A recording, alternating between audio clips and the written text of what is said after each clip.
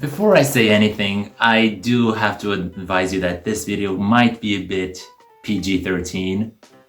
So, don't say I didn't warn you, okay? So when I started this series is with the mindset that we would not have a new season of Total Drama out for more than like 6 months.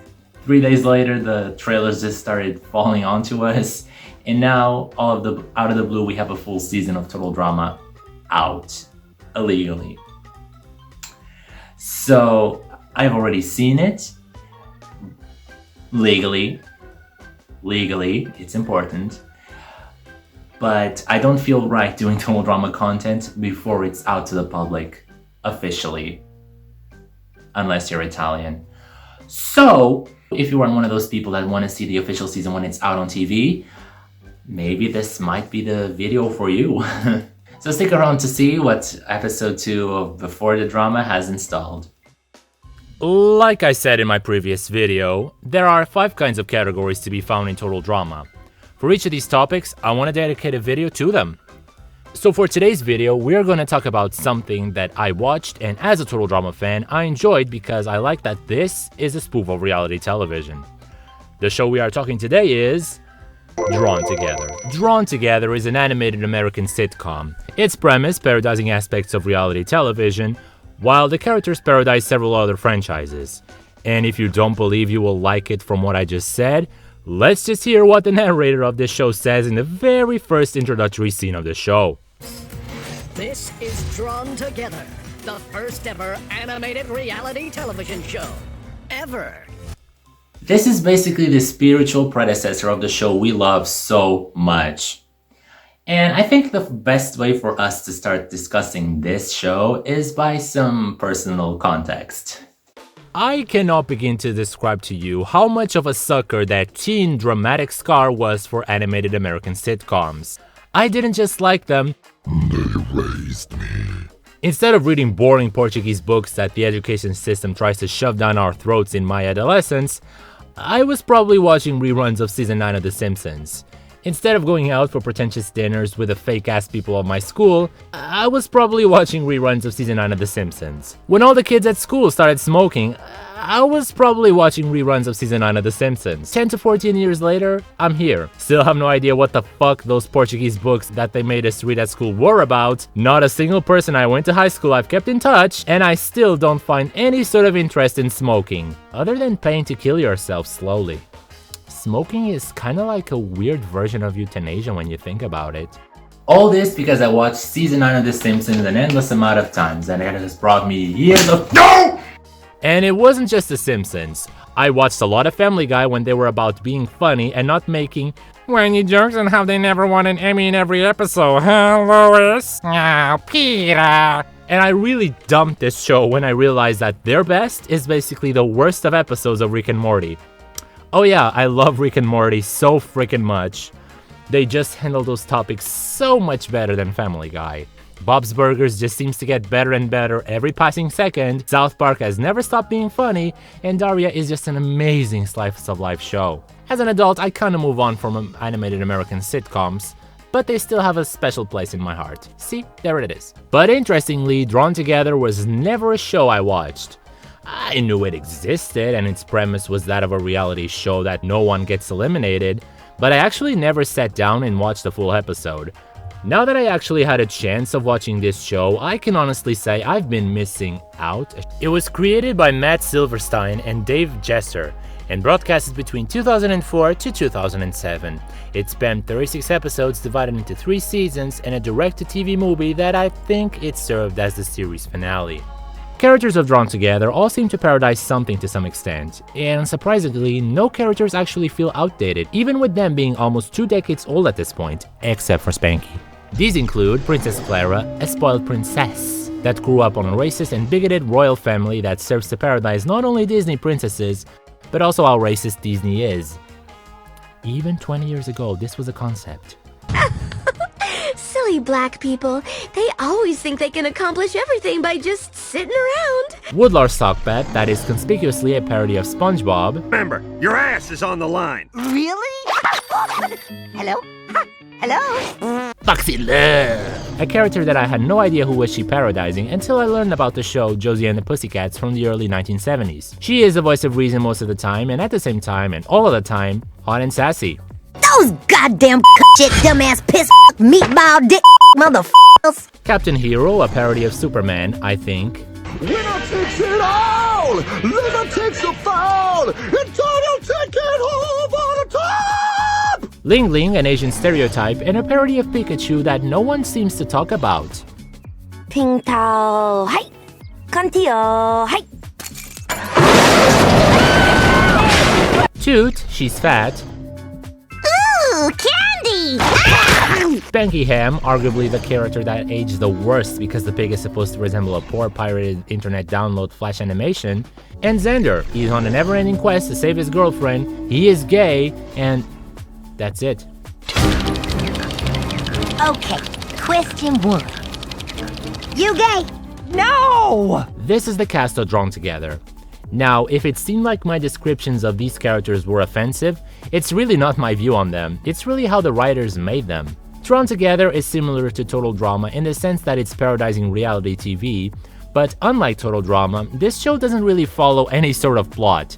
It's goofy, silly, offensive, shocking in all the right ways, and overall a huge middle finger to what is morally correct. Now, one of the things I most enjoy doing, other than imitating performances of Eurovision in front of my mirror while I listen to them, is seeing woke culture being dragged for filth.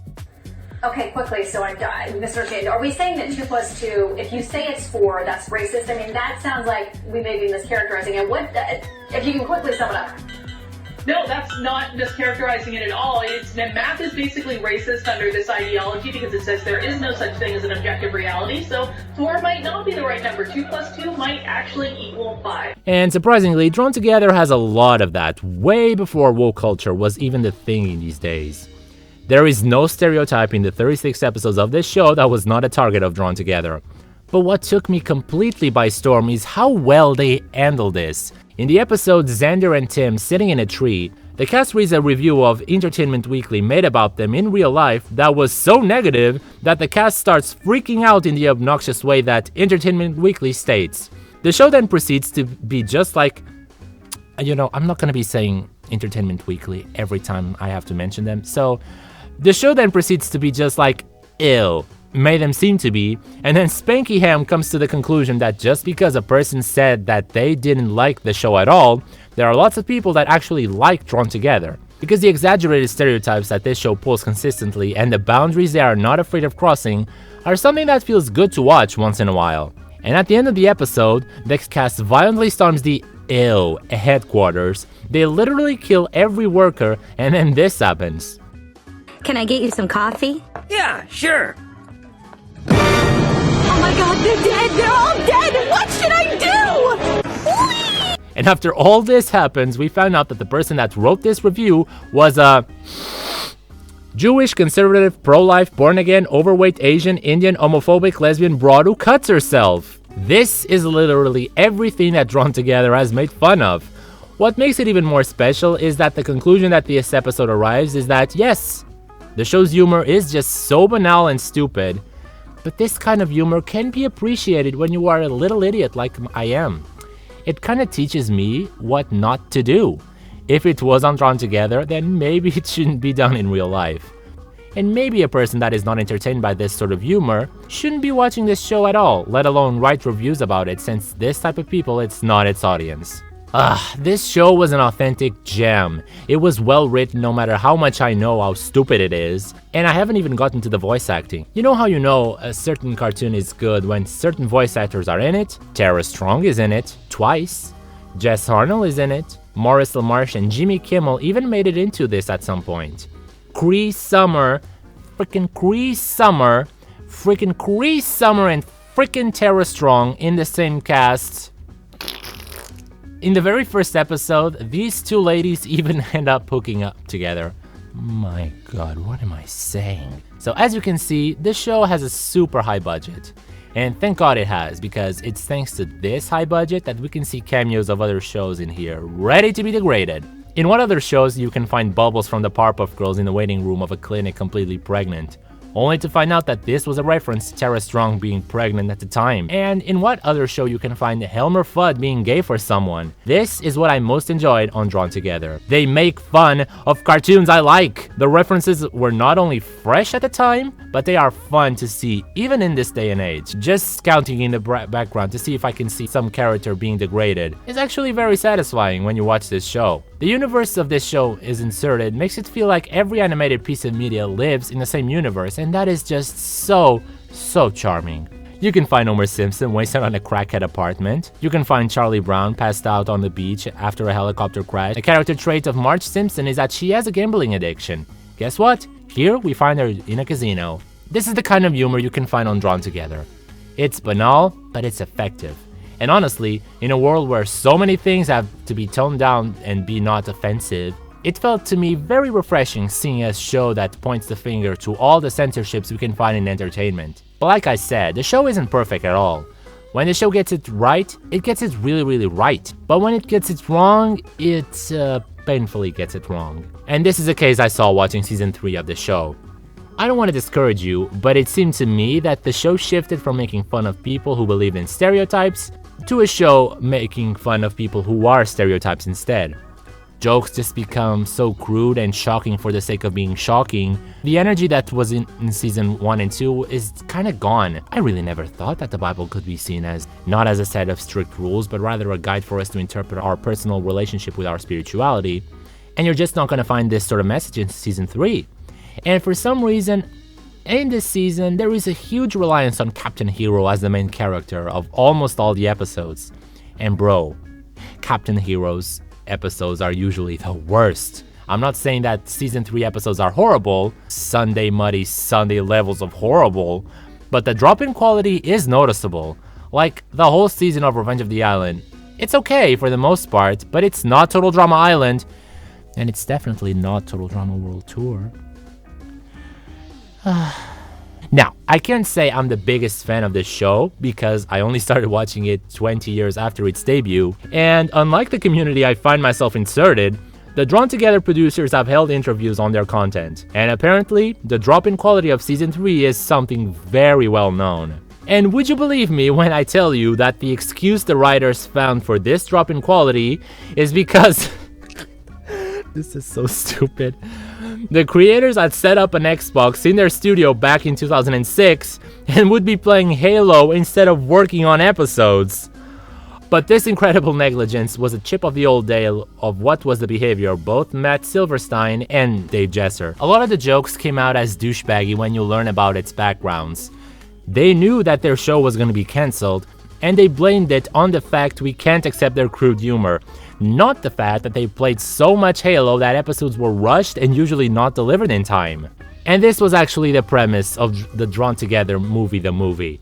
The whole plot is that they got cancelled and recognize that their humor really has no plot to it. So they go out to find a plot when they realize that what filled their slot was something that clearly isn't mocking South Park at all. The reason why this parody was popular on the Drawn Together universe is because the show is just as crude, but also relentlessly preachy. Throwing some shade as to why South Park has found success in real life, because that is what they do. But when you learn that Matt Silverstein cannot stand Trey Parker, the creator of South Park, in case you don't know, this comes off as a bit egotistical. So yeah, this is basically Drawn Together. Honestly, I'm glad it was cancelled. Not because I didn't enjoy it, but the creators did really took their spot on TV for granted. And honestly, I'm kinda happy the show ended by the 3rd season. With the show coming out the gate so strong, so soon, having more seasons of it would really make the show as stale as Family Guy. Now for a character tier list. Okay, so Xander. As American sitcoms would usually have it, especially with Family Guy, this video is more of a Family Guy roast than anything else, really. I was expecting these characters to be boring two-dimensional stereotypes, but surprisingly, they've had room to improve and grow. Xander is definitely a character I've enjoyed. Yes, its main personality trait is that he is gay, but he feels human at the same time. He cares for his housemates, he is visibly happy when Woodlark comes back, and overall, Xander's character went above my expectations, so I really like him. Looks like you'll be spending a chock-a-lot of time behind candy bars! stars! God damn it, I hate you. Foxy Love. Not much I can say about Foxy Love. Like Xander, she has a head above her shoulders, and aside from her incredibly huge stereotypes, she is definitely the most enjoyable character of the bunch. Her pronunciation is so funny. Foxy is hilarious and sassy, and it's hilarious and sassy characters, the ones that Dramatic Scar tends to love the most. Ring Ring. As a Poke fan that I am, obviously I loved Ling Ling. The worst part of this character is that I actually thought it was speaking Japanese. It wasn't until Ling Ling said, Mitsubishi, that I realized what this show was trying to pull. Also, Ling Ling's theme is a certified bop. I wonder what is it like to listen to this song in my car.